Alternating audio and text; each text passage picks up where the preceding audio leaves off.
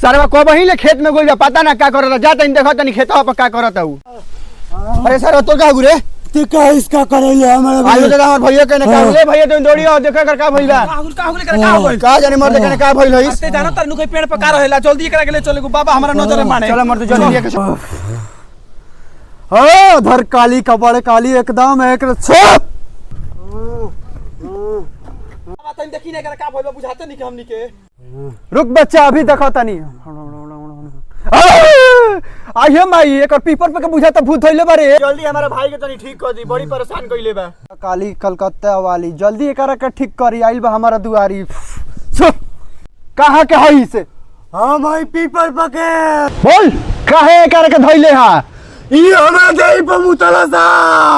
एकरा काम ना छोड़बे करे के तू कोले आज ना छोड़बे करे के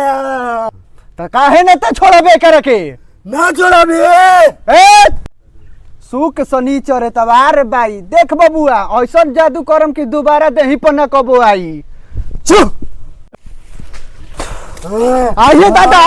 आइए भूत दादा